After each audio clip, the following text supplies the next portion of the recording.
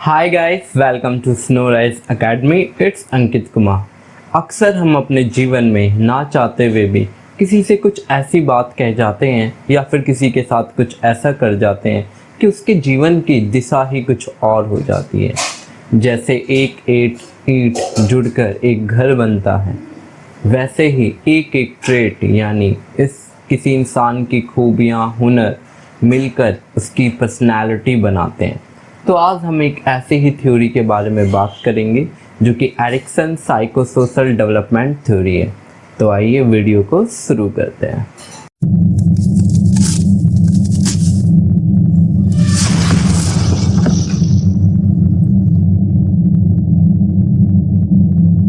इसमें जो सबसे पहली स्टेज जो हमारे पास आती है वो है ट्रस्ट वर्सेस मिसट्रस्ट, जो कि इन्फेंसी पीरियड में 1 से 2 साल के बीच में होती है। कहने को तो बच्चे के अंदर जो ट्रस्ट होता है वो माँ के गर्भ से ही शुरू हो जाता है, लेकिन बच्चे के जन्म के साथ जो सबसे पहले जो स्ट्रॉन्ग बॉन्डिंग जो ट्रस्ट बनता है किसी भी बच्चे का, वो अपनी मदर के साथ बनता है। कोई भी फिर धीरे धीरे उसके रिलेटिव्स और फैमिली मेम्बर्स के साथ वो कोऑर्डिनेशन करता है, उसके साथ एक ट्रस्ट रिलेशनशिप बनता है। अगर कोई अनजान व्यक्ति बच्चे को उठाता है तो बच्चा रोना स्टार्ट करने लग जाता है, और वैसे ही अगर उसके फैमिली वाले उठाते हैं तो बच्चा चुप हो जाता है, क्योंकि अपने पेरेंट्स को, फैमिली मेम्बर्स से उसके साथ एक ट्रस्ट का रिश्ता है। और कोई दूसरा उठाता है या फिर दूसरा उसको चीज़ भी कुछ देने चाहेगा, वो भी उसे इनकार कर देगा, क्योंकि उस वक्त उस मनुष्य के प्रति उसकी मिसट्रस्ट की भावना पैदा हो चुकी होती है। यहाँ पर एक पॉइंट नोट करने का भी है कि अगर पहले से बने हुए ट्रस्ट, यानी कि अगर बच्चा रो रहा है और उसकी माँ उसे इग्नोर कर रही है, उसको चुप नहीं करा रही, उसे गोदी में नहीं उठा रही, उसे खिला नहीं रही, तो धीरे धीरे जो ट्रस्ट उसने अपने माँ के प्रति डेवलप की है वो भी मिसट्रस्ट में कन्वर्ट हो सकता है। इसलिए पेरेंट्स, फैमिली मेम्बर्स स्टार्टिंग से ही बच्चा जब भी रोए उसकी केयरिंग करे, उसको उठाए, ताकि उसके पर्सनालिटी में शेप दे और फ्यूचर में वो एक अच्छा इंसान बनकर हमारे समाज में सामने आए। इसके बाद हम दूसरी स्टेज के बारे में बात करते हैं, जो कि autonomy versus same and doubt की होती है, और ये अर्ली चाइल्डहुड से होती है, जिसका पीरियड 2 to 4 ईयर्स होता है। इसमें बच्चा थोड़ा बड़ा होता है, वो अपने बॉडी को पहली बार देखता है। अगर उसके पेरेंट्स उसको सपोर्ट करें कि ये जो तुम्हारी बॉडी का स्ट्रक्चर है, ये तुम्हारा जो फिज़िकल स्ट्रक्चर है, वो कई बार अपने प्राइवेट पार्ट्स को, बॉय या गर्ल हो, वो छूता है, उसको समझ नहीं आता ये है क्या। अगर वहाँ पे बच्चा, वहाँ पर अगर पेरेंट्स उसे समझाए, it's a normal for you, it's a very understandable, it's okay for you, तो बच्चे के अंदर एक कॉन्फिडेंस बढ़ता है।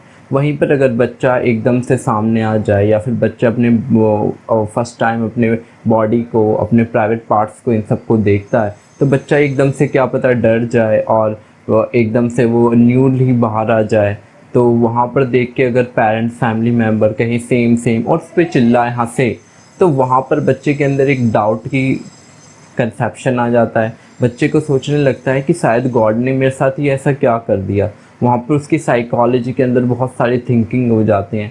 वहाँ पर वो अपनी ही दुनिया में, अपनी ही थिंकिंग, अपने ही सवालों के जवाब में खो जाता है, और एक तरीके से वहाँ पर वो डिप्रेस्ड हो जाता है, और वहाँ पर उसे सेम एंड गिल्ट फीलिंग होनी पड़ती है। इसीलिए पेरेंट्स, फैमिली मेम्बर्स को इस स्टेज में बच्चे को समझाना चाहिए कि ये आपकी बॉडी है, ये आपके प्राइवेट पार्ट्स हैं, और ये इसका यूज़ है। अगला आता है हमारे स्टेज, जो कि है इनिशिएटिव वर्सेस गिल्ट, जो कि प्री स्कूल पीरियड में होती है, जो कि 4 to 5 ईयर्स के ड्यूरेशन में, यानी चाइल्ड की इतनी एज में होती है। इसके अंदर आप बच्चे को कोई भी चीज़ देते हो, बच्चा क्या करता है, हर एक चीज़ को पहले देखता है, यार ये काम कैसे चल रही है, इसका आखिर इसके अंदर ऐसा कि आप कोई भी टॉय दोगे उसके साथ खेलेगा, ये करेगा, कोई भी महंगा टॉय दोगे, क्योंकि उस स्टेज पे बच्चे के लिए माटी और सोना दोनों बराबर ही होता है। उसे पता नहीं होता कि क्या चीज़ है क्या है, वो हर एक चीज़ को खोल के देखता है, आखिर दुनिया कैसे काम कर रही है, जो भी इंस्ट्रूमेंट उसे दे रहे हैं आखिर वो किस तरीके से वर्क करती है।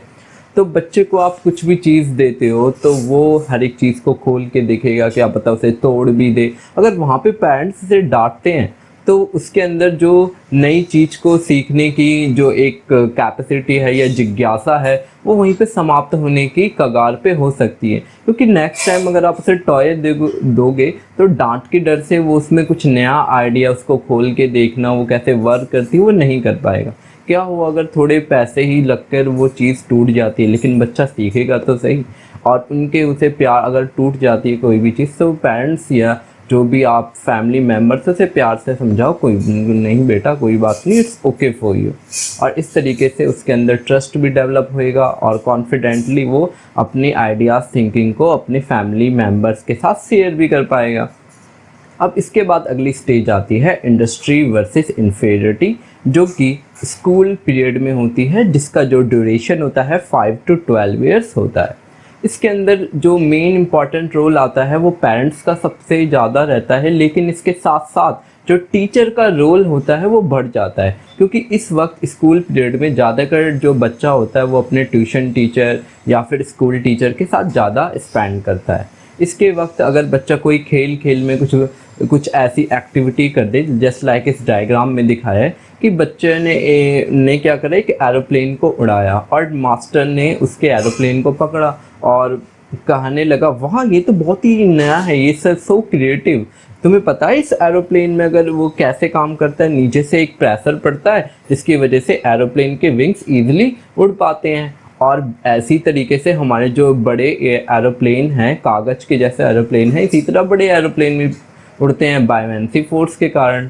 तो इस तरीके से उसे समझाते समझाते आप उसके खेल में भी उसे आप बड़े टॉपिक समझा सकते हो, उसे अप्रिशिएट करो कि वो कोई भी चीज़ नई चीज़ करता है। और यहीं पे दूसरा टीचर है जो कि एक बच्चा पेपर का एरोप्लेन बना के उड़ाता है, उसे गुस्सा आता है, उसे एरोप्लेन को फाड़ देता है, कहता है व्हाट रबिश, मैंने जो तुम्हें काम दिया था वो तुमने क्यों नहीं करा, पहले उसे कम काम करो, फालतू की चीज़ें मत करो। इससे क्या होगा कि बच्चा जो होगा उस टीचर के प्रति उसके अंदर थोड़ी डर की भावना पैदा हो जाएगी, वो अंदर से कुछ थिंकिंग कुछ आइडियाज़ चल रहे होंगे, कुछ पूछना चाहता होगा, वो हिचक और डर के कारण उस टीचर से पूछ भी नहीं पाएगा। और यहीं पे दूसरा बच्चा जो जिसके लिए दूसरे टीचर के लिए उसके अंदर काफ़ी ज़्यादा वो उसे समझता है कि मेरे हर एक आइडियाज़ पे टीचर से साथ देते हैं, तो यहाँ पे टीचर और स्टूडेंट के बीच में एक रिलेशनशिप भी बनेगा। और साथ में टीचर कुछ ऐसा बताना चाहे कि बच्चा उसको समझने में टाइम लगे, फिर भी बच्चा